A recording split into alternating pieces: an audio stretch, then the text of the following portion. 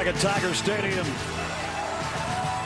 The SEC on CBS goes to the fourth quarter with the number 2 LSU Tigers leading number 9 Auburn 16-13. LSU has done a great job in fourth quarters the last 2 years, including a kick that won it and the final seconds a year ago at Jordan-Hare. Second down and 7 here. That long touchdown pass to Derek Dillon and then the field goal kick to steal it. That's right. Burrow threw that pass. So short here. Nice snatch. Same word. Well, you know, great defense on both sides, but in this day and age, you better be able to throw it. LSU right now can, and Auburn can. Yeah, I'm looking over here. What is it? 8 for 23, Bo Nix is in his football game. We said, can they give some help to this Auburn defense? They have not been able to. And Edwards-Helaire has been the workhorse on the ground for the Tigers of LSU. And it's still first down. And Brad is trending still to a 92 or 3 play game for this Auburn defense. They are running out of gas. Edwards-Helaire, little sidestep. Another tough move for 3 more as he approaches and maybe surpassed 100 yards rushing with that carry. He's close. Derek Brown is a warrior out there. He's barely able to get up off of his knees after a play. He lines up and does it again. Edwards-Helaire, 19 carries, 101 yards. Here's a quick throw to Thaddeus Moss. Broke one tackle with a stiff arm. Moss dives to the 7. Igbenogany holding on for dear life. Yeah, good quick play. You got a defense that is tiring. Snap the ball, get it to the edge, but 3rd and short, and an Auburn player is down. That is Big Cat Bryant.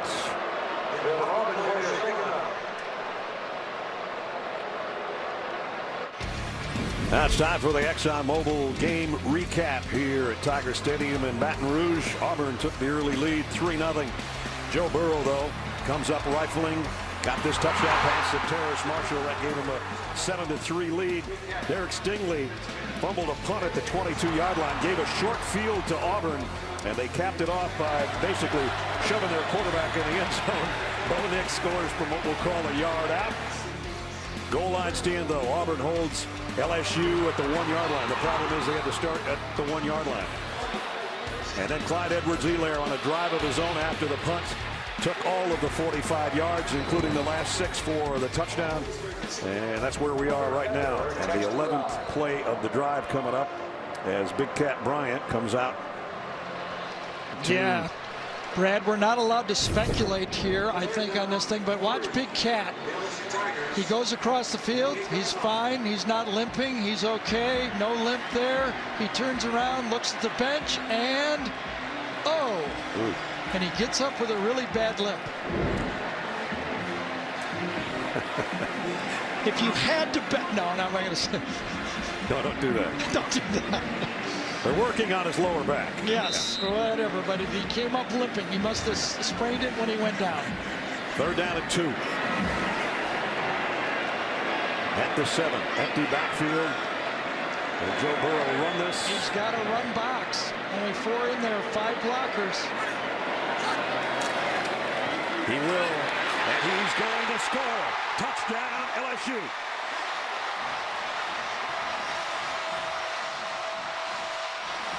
Yeah, you've got the numbers. You've got a run box. You count the number of players that the offensive line has to block, and you have the option. There's only 4. Britt is kind of playing with them. He doesn't believe he's going to stay there. He doesn't. He gets out and walks in. Extra point upcoming. Cade York. The last one was a bad snap or a hold, or maybe both. Bottoms up to try to get a 10-point lead here. And the whistle stops play before the extra point. Play of game. Offense. 5 yards. Repeat the try. We'll try that again. Well, one miss extra point means the next extra point is bigger. And the holder and the kicker complaining about the play clock, but they had significant time. At any rate, they'll back it up and try it again. Zach Rosenberg to hold. It's a little dicier now for Cade York.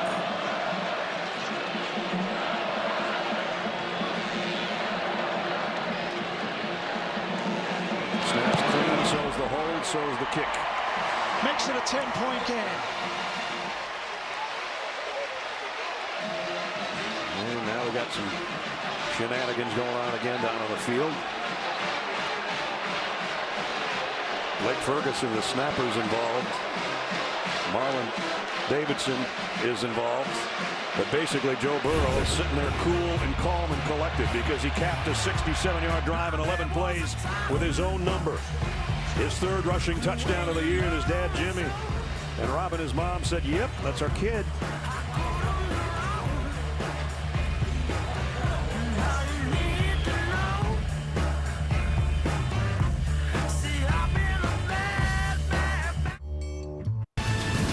The Home Depot SEC on CBS is sponsored by Gillette, Chick-fil-A, Bud Light, and by Amazon Echo. Joe Burrow's touchdown run, the 10th of his career, has given a 10-point lead to his LSU Tigers. And look who he ties, his offensive coordinator. Steve Ensminger calling the shots. Steve does not get enough credit for what he provides this program. The best thing he provides is his head coach, Ed Ogeron, trusts him. He trusts how he can work with Joe Brady, and he just works with all of the staff. It's very smooth, no big egos. Igbenogany will bring this one from the goal line. Got to the edge. Igbenogany, nice run back. All the way out to the 40, and flags fly, and this thing's going out over midfield when it's all said and done. Igbenogany, a sprinter himself, maybe the fastest player on this Auburn team, gives this Auburn offense some room and some hope. Igbenogany was actually a receiver a couple of years ago and has been a good return man, a 40-yard return. And the officials with a conference over there, I'm sure it's going to be the late hit that'll take it past midfield.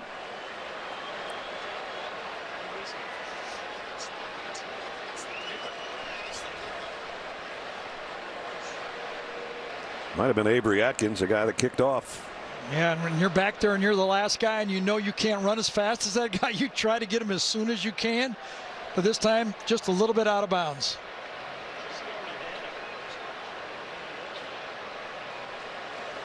That Ken Williamson taking his time here. Yep. Make sure we got the right number. And I think we've got it. During the return, holding.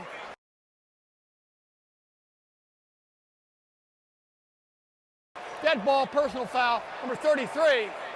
15 yards, first down. So we had penalties on both teams. Jamie, a guy in on the stop, is familiar with Auburn football. Yeah, you know what Ed Ogeron told me at the half, that everyone was a little fired up on the LSU side. Well, you could probably say that's especially true for Avery Atkins, as he is an Auburn, Alabama native, facing the university in which the games he went to his entire childhood growing up. He finally got put on scholarship this summer with LSU. He went home and took all of his Auburn gear he's ever owned and threw it in the trash and said, "I'm an LSU guy now." So it's understandable. He's pretty fired up. He sure is. A little too fired up at the end of that play. Anyway, that'll make the line of scrimmage at 37 when they walk everything off. And now it's time for Auburn, and their last three drives have been 3 and out, and they can't afford that anymore.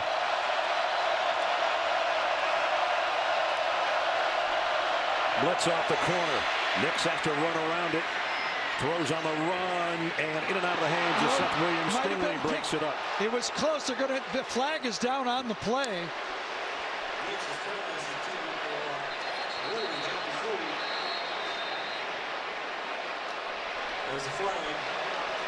And you're right.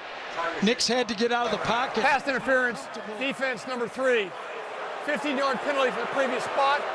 Automatic first down. So to add insult to injury. Jacoby Stevens walking out holding his neck, but also got called for the pass interference. Thought it was Stingley that was holding, and Jacoby Stevens almost intercepted, and he runs into the bench. That's how he why gets his hurt. neck is hurt. Yes. I don't think he's anywhere near the. Oh. No, I didn't think it was him that held. I thought it was Stingley that held on the play. I think they just got the number wrong. So I was going to say before this drive, if you're Gus Malzahn, you have to go up to your quarterback, Bo Nix, and said, listen, Bo, you did it in a game before. You did it against Oregon. It wasn't just the last pass. You were 4 for 6 on that last drive. Take it. Go out there. Give us something in the fourth quarter. That's only the second first down of this half, and that's by penalty. Now a wide snap, and Nix has just got to cover it where he can at the 30-yard line. That one wasn't even close. Wasn't even close.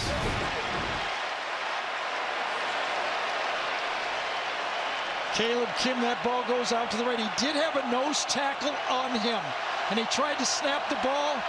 At the same time, he was fighting in front of him, and it went wild. A loss of 20.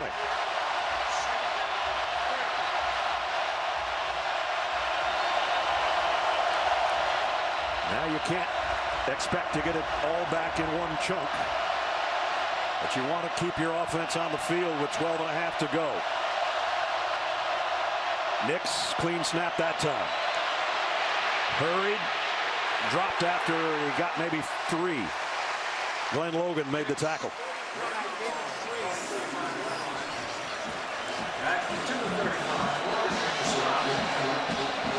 On the crossing route, you have to be ready to take players. Watch as Schwartz comes across.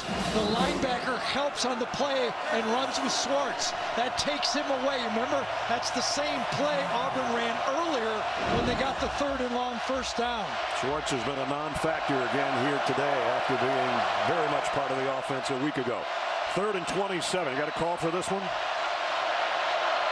Nix screen pass to the wideout Schwartz, who I just mentioned, and that's only 4 or 5 yards, and it's 3 and out again. And Jacoby Stevens' neck must be okay, right? Because he came back in the game, and number 3 is the one who cleans up and makes the tackle. He's rushing the passer, and then he comes back and makes the tackle. I shouldn't have said 3 and out. They did get 1 first down, but now they have to punt again. 4th and 23. And their first down was by penalty. Exactly, and the other one was a 70-yard run by Williams. This half, those are the 2 first downs for Auburn. 8th punt today by Sipas.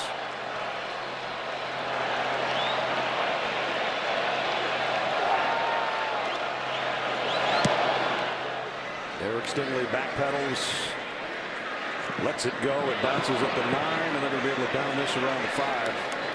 Put it at the 6. First down for the Tigers. So LSU with a 10-point lead. 10:48 remaining in the ball game. They're that close to being 8-0. Let's take a look at the GMC game changer and the game-changing drive that gave LSU the lead, Gary. Well, it was Clyde Edwards-Helaire that got all the spark, and we called his name. But give it to the offensive line. It's been all Joe Burrow in the passing, but in this drive, those 5 guys produce blocks. You can watch them yourself, slow them down, because all across that line, Charles, McGee, Cushenberry, Lewis, and Deculus all came up with key blocks, and those 5 guys said, we don't just throw the ball here, we can run when we have to. 45 of that 101 was on that drive, all by Edwards-Helaire to give them the lead. Now with a 10-point lead, 10:48 remaining, they start at the 6. Same guy bounces it outside. Edwards-Helaire. And a shot on Igbenogany at the end, just for good measure. I think his size helps him here. He hides behind the big offensive line. The linebackers can't find him. You see Britt, he was standing right there, but he couldn't see him. And all of a sudden, Clyde jumps outside and gets into the secondary. Clyde the glide for 26, out to the 32. I called him the most underrated football player in this league, and I think he may not be so underrated after this game. This time back to the line of scrimmage, and that's about it. KJ Britt makes the tackle. Remember, there's been an upset today in Stillwater. Oklahoma lost for the first time, so that'll take away their number 5 spot.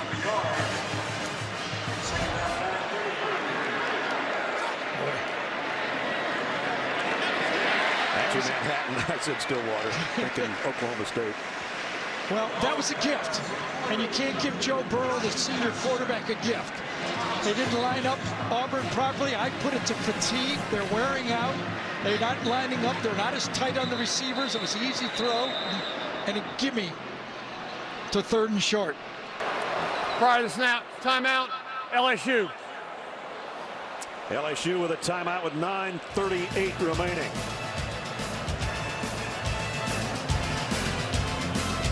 Hey, on CBS, SWAT gets the call when a ruthless gang sets out for revenge.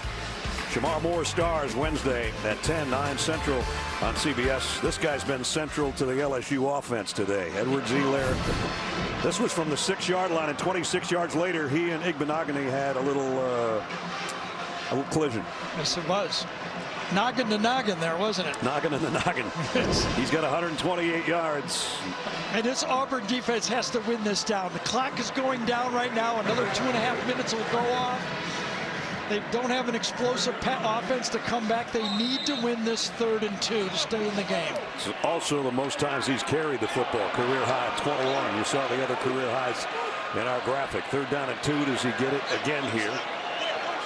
Auburn trying to change up their defense a little bit. LSU takes its time. They have not been able to run 3rd and short and carve out a lot of room. Let's see what Brady and Emsinger comes up with. Edwards Elaire. Nothing. No. Got stoned that time by KJ Britt. Yep, nothing. Running in the middle has not been good on 3rd down. That's 2 4th downs, the goal line play, and this time Britt beats the block by Deculus and makes the play. LSU has had 8 3rd or 4th down and 1s today. They got another 4th down and 1 right here. Zach Van Rosenberg to punt. Anthony Schwartz this time is back deep. Their defense keeps them in the game, though. Auburn have too many guys on the field, or no, I think it was procedure. False start. Offense, number 3. 5-yard penalty. Remains 4th down. Auburn had a fake, kind of a fake punt on the play. Igbenogany, I think it was him, it might be Christian Tutt, was peeling back for one of those lateral type plays. That's why I was looking at it. I thought they had too many guys. He was running backwards. He's doing Here it he's again. doing it again. Yes. Down the sideline. Yes, that fake, he's going to catch it one way. Yeah. He got dropped for no gain by Dillon. The play is that Schwartz pretends he's catching the punt. They try to draw the coverage in one direction, and then Tutt catches the ball. Didn't fool LSU. Maybe the illegal procedure penalty tipped him off. And now he's hurt on top of it. The Tutt makes the catch. They're there to meet him. And he's down. Yeah.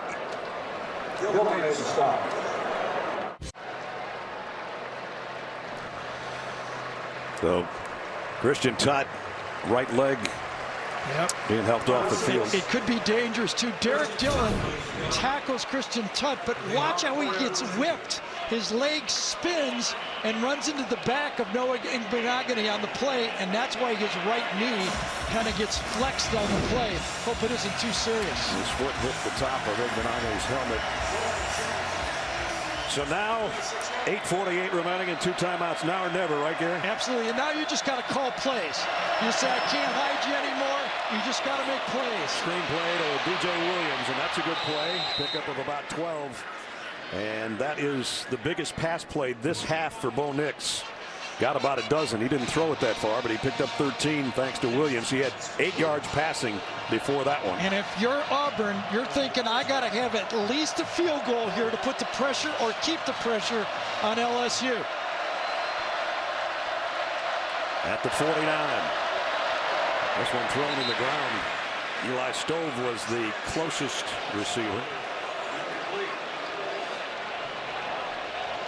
Us Malzahn trying to pick off a top 10 team, a top 2 team. As Auburn head coach, a lot of times those are against Alabama. Here it's against LSU. Down 10. 2nd and 10. Booby Whitlow gives it off. Could be an end around. Back to Nix on a flea flicker of sorts, but nobody open. And Nix has to throw it away. That was a lot of wasted energy for nothing. Yeah, Delpit and Stingley, though, were not fooled. The two stars of the secondary. Delpit is going to go back and take the deep flea flicker throw away, and Stingley sees it and senses it as well, and they double cover Seth Williams on the play. 3rd and 10. You got to be good and smart, and they were both on that play for the LSU secondary. And now they've The snap, therefore he can't legally ground the ball. It's loss of down in the spot of the foul. 3rd down. second intentional grounding of the day against Nix. I really didn't see that. I had my eyes downfield looking at Seth Williams getting deep on the play. But you got to get it across the line of scrimmage when you're out, even if you're outside of the pocket. Another loss, this time of 13 yards. They're going the wrong way with time of the essence at 8:20. 3rd and 23. Here comes a blitz in the secondary. Wow, I thought Stingley was going to pick that off and take it home. But If it had been a little bit more of an accurate pass, he probably would have. But the ball was thrown to the outside, and he had no chance. Stingley reads it. He breaks on it, but the ball wasn't thrown well enough to be picked off. so they had no choice because of that grounding, but to punt it again. And the teaching continues, and the coaching It's tough. continues. I feel bad for Bo Nix. He's going to be a great football player, but he's playing against a good, smart defense. Dave Aranda's defense has a lot of movable parts, and he's not been able to get it going.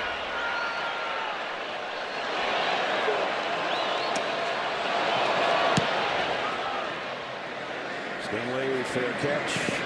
Dropped one early, didn't drop that one. At the 22, right where he fumbled one earlier.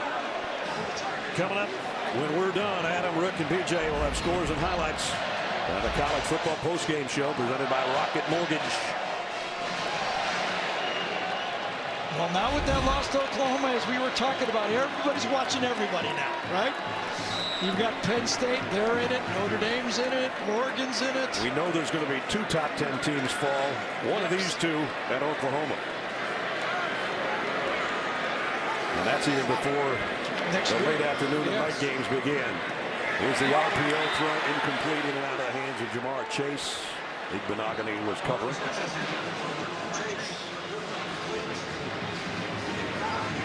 So Joe Burrow has a touchdown pass and a touchdown run today.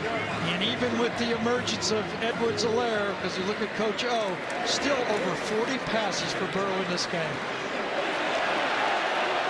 And that's Tyrion Davis-Price, the bigger back, the freshman, going straight ahead. 7-3 against top 10 teams as a head coach, and all 3 of those losses, as I said earlier about Auburn, to Alabama. And that matchup is a couple of weeks from now. Whether Alabama will still be undefeated, yet to be determined. They play Arkansas tonight. Whether LSU is still undefeated, we've got 7.5 minutes to decide that here. It's 4th down.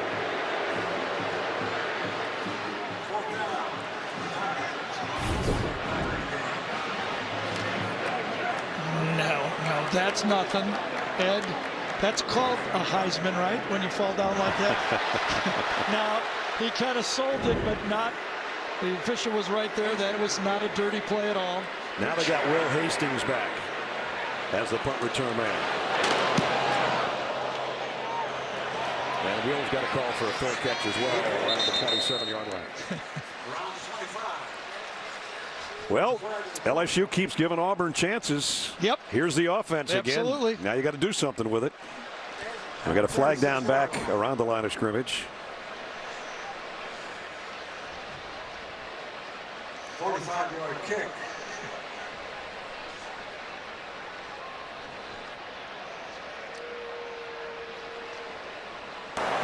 Holding, receiving team number 31. The penalty is 10 yards from into the kick. It's 1st down. Well, they get the ball back, but they backpedal without even taking a snap. 10 yards. From where the Bearcats play. So they're going to take it back to around the 17, I think. It's getting harder and harder on this Auburn offense, and there's only 7:27 left. Yeah, and every yard is so important to this offense, you know, with the interchangeable parts of this Dave Aranda defense. The back 8 players, the linebackers, the safeties, the corners, they move all over the field. You never know what angle they're coming from. Here's Nix keeping it himself at around the 23. I really thought that this would be the part of the game plan for Auburn in this game. I just think back to Cam Newton rushing for over 200 yards against LSU back in 2010, but really not many design plays for Bo in this football game. 3 receivers down to the right, and again it's Ruby Whitlow in there with Nix. 2nd down and 4. Fakes it to Whitlow and throws it in the ground again. Boy, what is he doing? That's the 3rd time he's done that today. Nix's pass intended for Shivers. Let's see if Shivers was close enough this time. He was down on the ground, yes, and he bounced it right at Shivers, so he's going to get away with that one. 3rd and 4.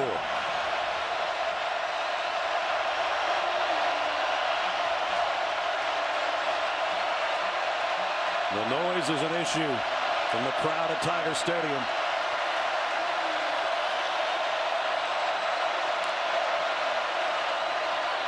Nix. That's a nice throw and catch. Was it good enough for a 1st down with forward progress though? I don't see an official close enough to that play to let you know. Gets to the bunch formation, thrown to the outside. Jacoby Stevens was right on the line from this end of it, throwing to the tight end to the outside that time to A.J. Wilson. And they just play on, and with that, he drops about 2 yards farther back. I think Gus wants a what I said. measurement or a replay. He wants a replay on the spot. He thought he was going to get one. The field is running a shorter line to gain. The previous play is under review. That's what he was looking for. He didn't want to use. He's got 2 timeouts left. Here's a look. Catches the ball right at the down marker. Now, where does the official spot it? He spots it short, but will the replay official call it a 1st down or even close enough for a measurement? If the whistle didn't stop, his 2nd effort got it back to him. If he didn't get it the 1st time, that's just my opinion. Yeah, all the pushing at the end of the play, he kind of pushed him close, didn't he? And we don't know when the whistle was blown exactly. Here's the initial play. It looks like J.J. Wilson might have the 1st down right there if it was just forward to me, progress. That's forward progress, and the whistle should blow. But nowadays, they let it go a little far, and I think that's a safety issue. I actually wish they would just call forward progress and blow the whistle.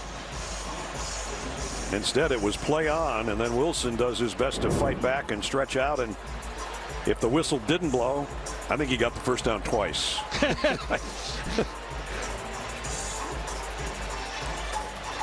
Gene Steratore, what do you think, Gene? I think you guys have it explained both ways very quickly. If it's progress, which I agree with you guys. After further review, runner possessed beyond the 27-yard line. Therefore, it's a 1st down. So Gene, they went with That's a really good job, guys. It's from the original possession, the catch, and then him being driven back. And they've taken that furthest point, and they've awarded him a 1st down. And I agree that that's what they should have done as well. You think they should have blown the whistle earlier, though, or do you like the way they let it go and let the replay official fix it? No, you call that quickly, Gary, because it saves that cheap shot that may come in when you're trying to fight it. Agree. Well, they certainly needed it, and now the streak on the sideline as Seth Williams trying to find the handle and couldn't, and Derek Stingley covering again. Yeah, that's not your regular true freshman corner out there. He's about 6'2" and about as comfortable as a guy on an island could be. Doesn't look phased, does he? Not at all. Closest I can remember, really, with his type of attitude is Charles Woodson, covering him back in the day. That's Canella in motion. It'll set up in the slot. Yep, illegal procedure. It's going to be on Seth Williams, number 18. Two of them moving. 18. Okay. Yeah, I think Williams moved and False start. Offense, number 18. 5-yard penalty. Remains second down.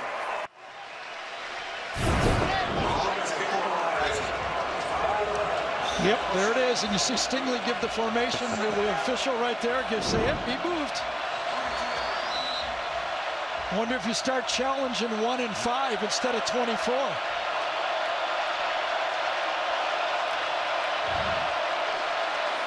Nix looked over the middle, now being chased by Fehoko, and he's just got to launch it downfield. It's caught Holy cow. by Williams. I thought he was throwing it away. What a play. Well, that one, number 18 won the battle, didn't he? And that's why Gus Malzahn threw the one at the end of the half. Because that's what Seth Williams does sometimes. I thought he was throwing it in the bench. So did I. Seth Williams said before it hits the bench, I'm going to try to grab this thing. Now a 2-yard gain on the inside. Again, a field goal puts the pressure on LSU. Still time. I just wonder if Bo Nix was out of bounds before he threw the ball. Nope, he jumped in the air. Yep. Little jump pass and a jump catch at the end. 33-yard pickup. Second down and 9 now at the 43. Stacked receivers both ways. Nick looks one way, comes back. DJ Williams in some open field. The flag is down as Williams. Yeah, coming back. Sal Cannella, number 80. Interference at the line of scrimmage. He blocks on the play, and he's going to get called. He may be blindside block on the play. I think he hits Jacob Phillips, number 6. Oh boy, and Grant Delpit's down at the end of the play. Yeah, it's a blindside block. It's behind the line of scrimmage. You can do it, but you can't block the blindside. You can shield them. You can't hit them like that this year. Personal foul. Illegal blindside block. Offense number 80. 15-yard penalty from the spot of the foul. Repeat, second down. Yeah, and now we've got The best player on the defense down for LSU. Well, and it makes it interesting thinking forward a little bit. At the end of the play, he gets rolled over. It's his left ankle that gets caught on the play. And how ironic is this? With the game coming up with Alabama, maybe 2 of the key players in the game could have bad ankles. Tua Tagovailoa being the other one. Oh, boy. Yeah, it's his left ankle. He's lucky he got it out of the ground. You know what? Field might have helped him. Absolutely. The wet turf there might have allowed him to get his foot out of the ground there. He was almost grabbing it as he was going down, and that's obviously the reaction of all the LSU fans. But remember, Tua walked off the field as well. Yeah.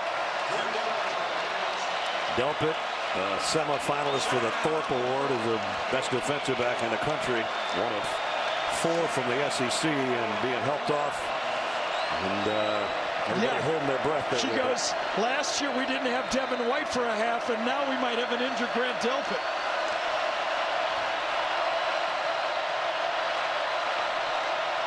Eric Monroe takes his spot on the secondary as Nix throws incomplete, intended for Williams again, but that one did get to the bench.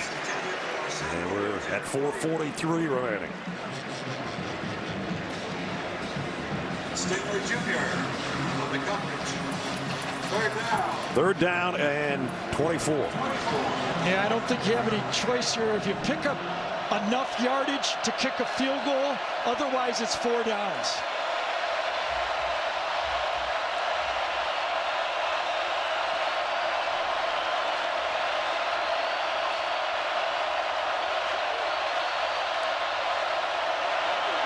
Nix thought he was going to run for a minute, throws late, throws incomplete, intended for J.J. Wilson. Well, I was thinking the only chance, is throw the ball downfield. Bo Nix does a good job.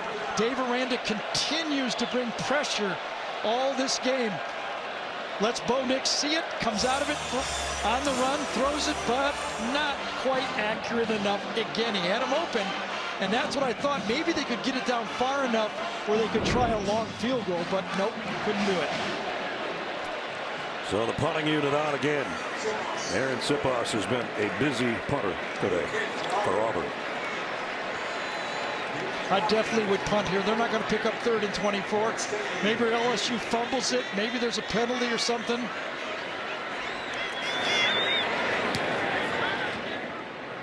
Stingley calls for the fair catch and lets it go. And it'll be all the way down to the 4. Yeah, your only chance here is to get a 3 and out, score quickly, an onside kick. So that's what we've got that we're looking at with 4:26 remaining. Each team with 2 timeouts. Joe Burrow today has picked up his 8th career 300-plus passing game and his 11th straight game with at least 20 completions. Yeah, that's amazing because that is an LSU record. The old record was 3 games in a row. He's standing in his own end zone right now as they start from the 4. Edwards-Helaire with him, gets the carry, and ooh, did he get popped by K.J. Britt again? K.J. Britt, we saw him beat for a touchdown against Florida, but boy, is he going to be a linebacker in his day. As he grows up and in the box already, he is a handful. Man. In tight quarters, he can hit. No gain on that one. 2nd down and 10, but we're under 4 minutes. Joe Burrow taking his time. Yep, snap it under 5.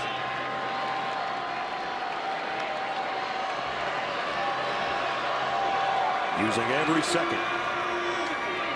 Edwards-Helaire just into the middle of the Now pile. you got to use your timeout. See if Gus does. He did. He did. They're down to 1. Still 3:37 to play and looking to hold on 3rd down. There's the SEC West standings as we have it right now. Alabama still got a date tonight with Arkansas. LSU could move in to a 4-0 spot. Auburn would drop to 3-2 along with Texas A&M. I will say this, and if you're not an SEC fan, close your ears. But the loss with Oklahoma also means that 2 teams in the SEC now is alive to play in the playoffs as well. LSU loses a close game at Alabama, they'd stay alive. Especially that would be one that's possible. So everything is opened up in the playoffs with the loss by Oklahoma. All right, folks, you can start listening again. 3rd down and 9. Burrow's going to run it himself.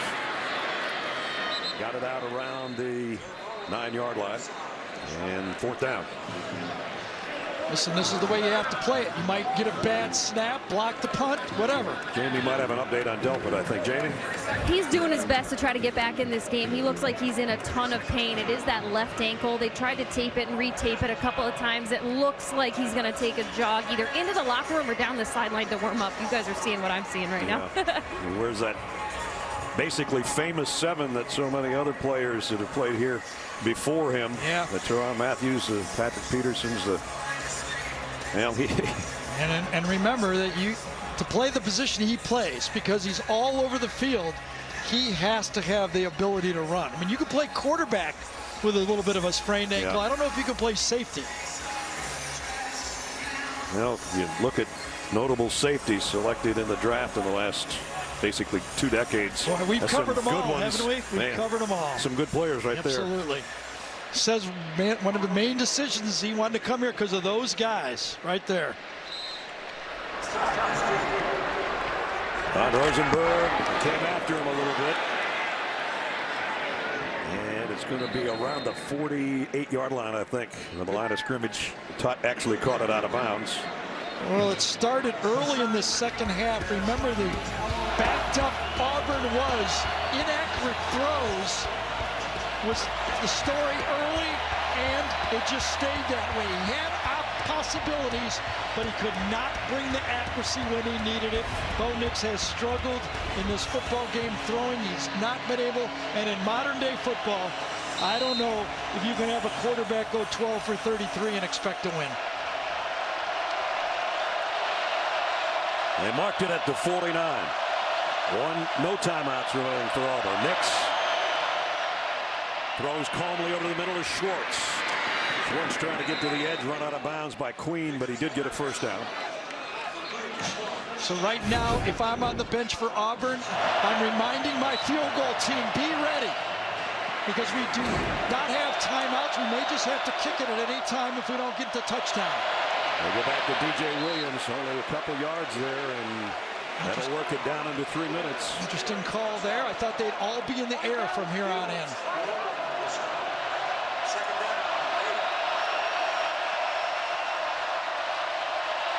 Nix on 2nd and 8. Looks left, goes left. Back shoulder throw to Williams. Got it to him.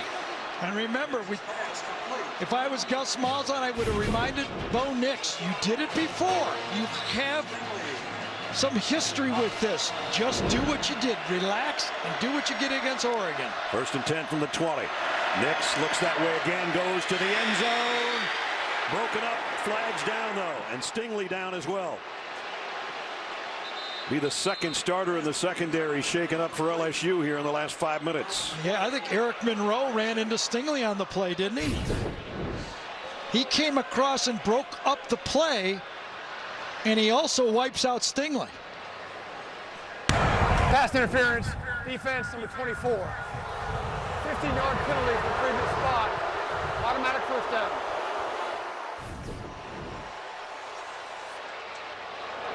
His left hand, I guess, was holding on the play. Didn't see it from that look. Then he got hit by his own sure teammate did. on the side of the face, it looks like. Wow. They kind of got their legs crossed up on the play, to tell you the truth, and that's why Seth went down. Oh, then he gets his left arm pinned. He gets his head hit on the play. A little bit of everything. He's climbing to his feet. Let's bring in Gene Steratore on the pass interference call. Gene. To me, guys, it looks like Stingley has the hand on the right shoulder pad of Williamson, but it doesn't look to me like he's materially affecting him. And then Williams kind of lays out on his own, so I don't think that action of him going and laying out for that was because of a defensive contact as much as it was just him trying to make a play on the ball. Well, with Stingley out, it's another true freshman in there to take a spot. Jay Ward on that corner. 1st and goal, Auburn at the 5. Nix, the slant, Williams, touchdown against Jay Ward. Boy, has Seth Williams stepped up here? And Bo Nix having bad stats all game, but keeps his team in it. 2:32 in the game, no timeouts.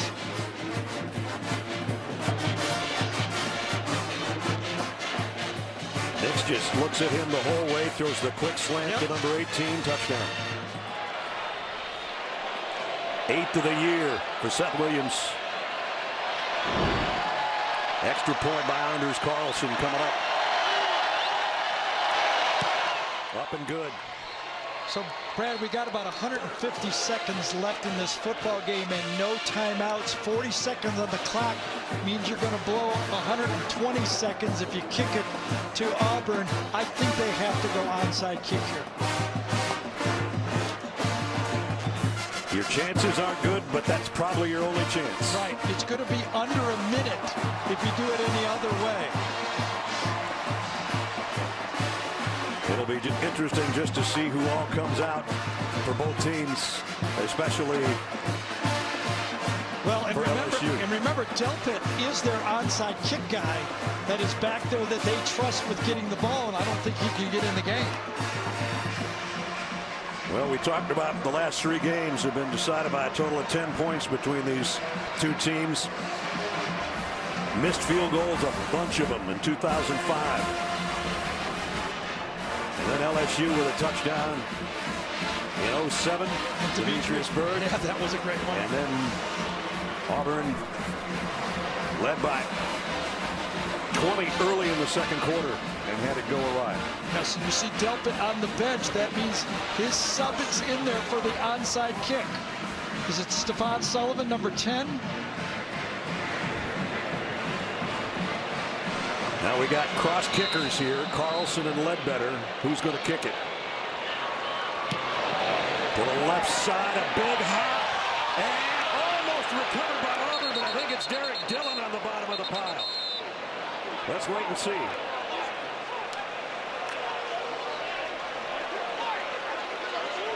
Or maybe Stephon Sullivan. I thought it was Dillon, number 19. I thought you had that right, and then Sullivan comes on the end. They're both down there. Yeah, jumps on top of him. It's Dillon, with Sullivan covering him just for good measure. On the play, Daniel Thomas, number 24, gets his hand on the ball and pokes it free, and then Dillon saves the day. It was actually, you couldn't kick it any better. And absolutely not.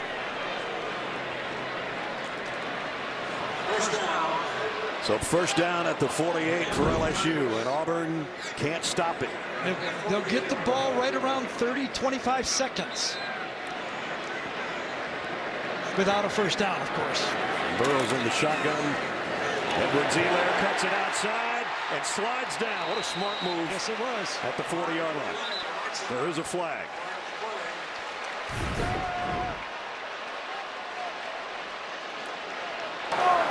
Holding on the offense, number 68. 10-yard penalty. Repeat first down. Damian Lewis, the right guard, Well, called for the holding. Yes, they did run to the right, and he was blocking his man to the right, and then he kind of threw him down. He was on Marlon Davidson, number 3 on the play. I believe it was. Here's the matchup right there. One guy I'm sorry, over. one guy over. They were in. Had Cushenberry circled. There it There's is. the hold. Yep. I'd get sick of trying to block number 3 today. I would too. Joe Burrow just walking in circles right now to let the play clock wind down.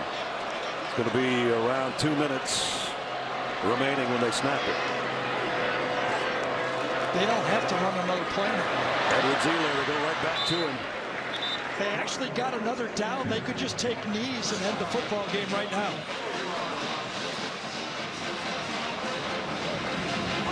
At the 44, the clock in LSU's favor.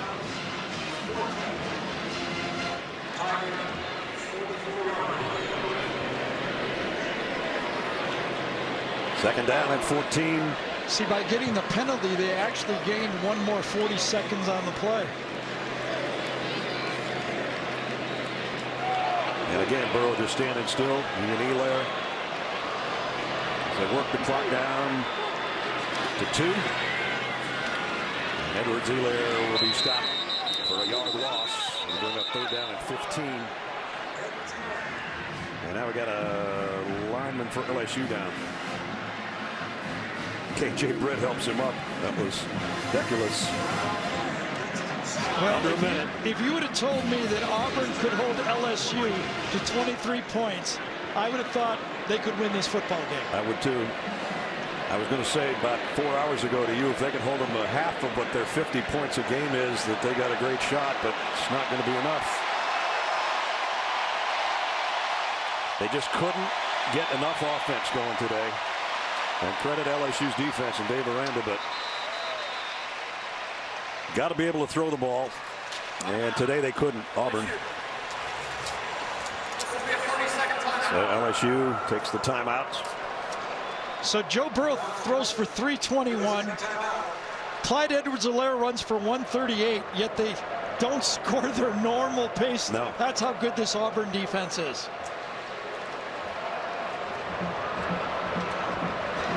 And Death Valley produces again, right? 1999.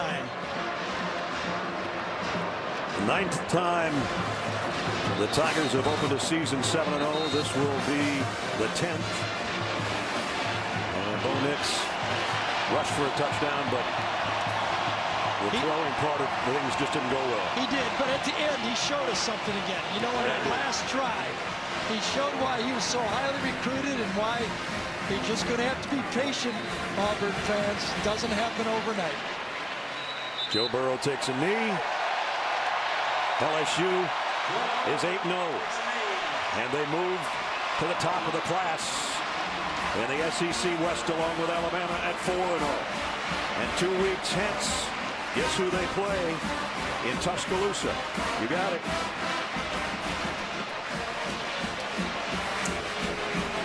Heck of a Tiger fight. A lot of fur flying today in Baton Rouge. 23-20. So the standings, as I just said, look like this. Winning coaches with Jamie. Coach, you got a big smile on your face. Is it because of Joe Burrow or Clyde Edwards-Helaire? I'm just so fired about our football team. Give credit to Auburn. They're a heck of a team. This is a classic battle. We won the football game. Focus on winning the game. Great team win. So proud of our defense. Is this team where it needs to be to face a #1 Alabama team in 2 weeks? Well, we're fixing to find out. 2 weeks, I'll tell you that. We're going to have an open date. We're going to enjoy this victory, go out and do some recruiting, and get ready for it. Coach, thank you. Thank you. Go Tigers. Well, they did go again. To 8-0, that is. Derek Stingley looks like he's okay after being shaken up a couple of drives ago. Now it's time for the play of the game, presented by Jersey Mike Subs. It came late, and we said, would Joe Burrow run it? And run it he did. 7 yards in for the touchdown, his 3rd rushing touchdown of the year. Chris Blair for the Tigers Network called it like this. Snap back to Joe. Looking left, design run. Quarterback draw up the middle. 5, 4, 3, 2, 1. Touchdown, Tigers! 7-yard touchdown run for Joe Burrow. His 3rd rushing touchdown of the season. And the Tigers extend the lead 22-13. And as Joe does at the end of a big play, the pound on the chest. And he can pound his chest because his team is perfect at 8-0 and 4-0 in conference play. It's going to wrap it up from Death Valley. Really good game between two very, very good teams. But the #2 team in the country wins it by 3. For Gary Danielson, Jamie Erdahl, Brad Nessler, saying so long from Baton Rouge. Final score 23-20, the LSU Tigers. The college football postgame show presented by Rocket Mortgage is up after these messages. So long from Death Valley.